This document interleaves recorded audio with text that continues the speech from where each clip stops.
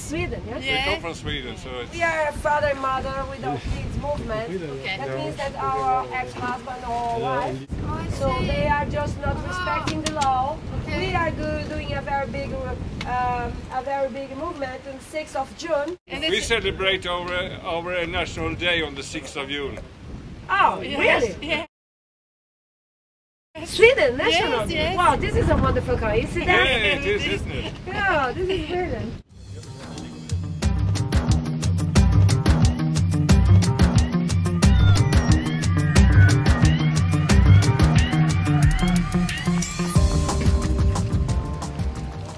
Bonjour madame, vous avez été médiatrice. Qu'est-ce que vous évoque pour vous le terme parent privé d'enfant?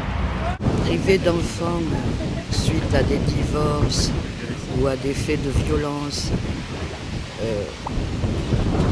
c'est courant, mais il y a une solution qui existe en France mais qui n'est pas développée, une solution à laquelle on ne donne pas les moyens d'exister, qui s'appelle la médiation familiale.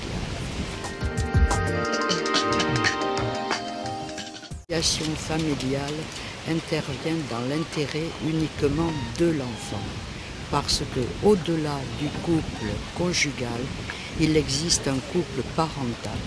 Et le but de la médiation familiale est de faire en sorte que le père et la mère puissent se reparler dans l'intérêt de leur enfant, au-delà de passion, d'amour, de ce qu'ils ont pu vivre, mais qu'ils pensent à celui qui reste là pour son éducation, pour son bonheur. On arrive à dialoguer pour un peu que l'on écoute les gens, parce que souvent dans un conflit, c'est l'amour-propre qui est touché. L'amour-propre fait mal. Donc une fois qu'on respecte cette douleur et qu'on le fait savoir, on peut amener les uns et les autres à dialoguer ensemble.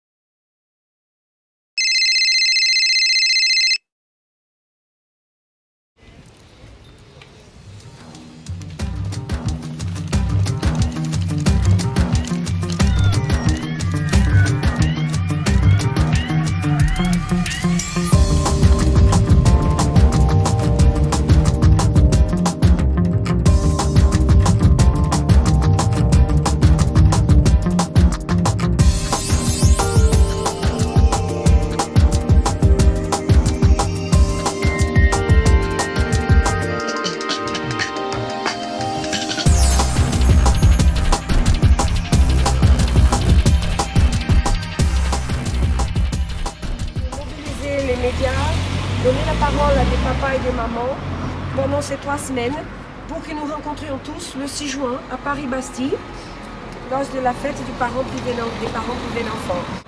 La fête parce que c'est rassemblement et fraternité et c'est un message de compassion et d'espoir positif où nous proposons dans notre mouvement à des hommes et des femmes, des pères et des mères, porter un regard nouveau sur nos enfants et d'être garant de la position de l'enfant en tant qu'individu.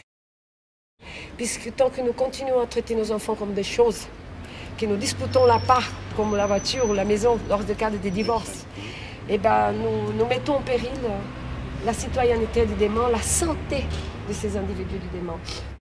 Donc cette poussette vide d'enfant, c'est le parent seul, spolié de son rôle de parent, spolié de sa famille, et qui souvent a son enfant remonté contre lui.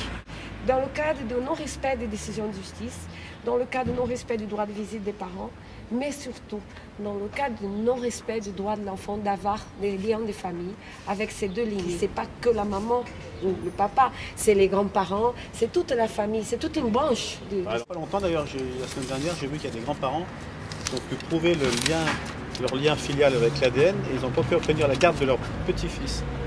Oui, on a entendu parler sur de cette histoire. Ouais. Mais, l'accouchement sous X. C'est vrai Les grands-parents ne que peuvent pas finir la garde du bébé. C'est grave. c'est grave.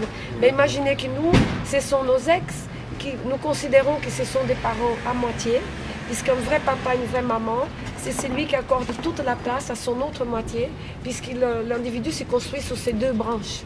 Nous n'allons pas critiquer un système ou une justice que je trouve inadaptée, mais nous invitons des pères et des mères à prendre du préventif. Dès que le dialogue commence on cherche de l'aide des médiateurs, de l'aide des psychologues, mais une aide appliquée. Vous arrivez à mobiliser un peu les médias autour de votre opération. Et Sans les médias, c'est vrai que c'est difficile de faire passer le message, quoi, en fait. On vous écoute, on comprend votre combat, mais je veux dire, s'il n'y a pas un retentissement médiatique, à la sortie, c'est... Et donc aujourd'hui, avec la caméra, nous pérennisons nos rencontres avec des gens comme vous, avec des gens de la rue, des jeunes, des personnes âgées. Nous venons de rencontrer par hasard une médiatrice qui nous a expliqué que dans le temps, la médiation était forfaitaire et qu'elle a récolté beaucoup de dialogues parce que c'était 500 francs, quel que soit le nombre de rendez-vous qu'il fallait faire. Et on était ravis de la rencontrer au bord de la rive du fleuve. Il y a très peu d'hommes qui avaient la garde des enfants, non? Très peu. Ça évolue quand même. On est à 80-85% Oui, voilà. aujourd'hui d'enfants qui sont confiés à la mère. Avant, c'était plus avant encore, non? Ça a tendance à évoluer. Tout était fait avant pour que le lien des familles reste. On avait des familles. Aujourd'hui, tout est à l'envers. La société, le monde du travail, le marché du travail. Donc, il faut qu'on réinvente ça. Et donc, nous proposons dans ce mouvement que nous changions de réflexe. C'est ça que je vous ai donné. C'est ce que nous demandons aux élus du point de connaissance. Les 12 réflexes de la coparentalité attitude. Une explication sur l'aliénation parentale, qui est une violence qu'on fait aux enfants, qu'on oblige d'ailleurs l'autre parent. C'est vrai que c'est pas supportable que le parent qui n'a pas la garde ne puisse plus voir du tout son fils ou sa fille. Et que l'enfant soit privé de cet amour.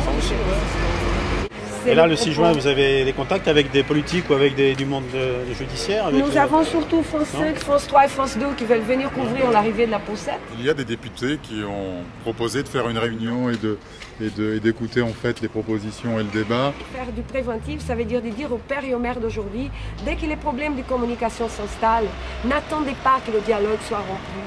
Quand on fait des enfants, on s'y parle encore, on s'aime encore. Et le couple marital, quand il se termine, le couple biologique qui fait des petits, il emmène dans sa tombe le couple parental qui est un couple citoyen. Est-ce que vous êtes d'accord avec ça? Oui. Merci Monsieur le maire de nous avoir reçus. Nous vous invitons tous à nous rejoindre le 6 juin, place de la Bastille, où les parents privés d'enfants se réuniront pour attirer l'attention de la justice sur les difficultés que nous rencontrons et surtout pour protéger nos enfants. Donc venez tous nombreux et nous remercions les médias qui nous ont accompagnés entre Montpellier et Lyon et qui ont fait état de nos difficultés. Nous les remercions très chaleureusement et particulièrement France 3 Région d'avoir fait écho à nos témoignages. Merci beaucoup, merci à tous.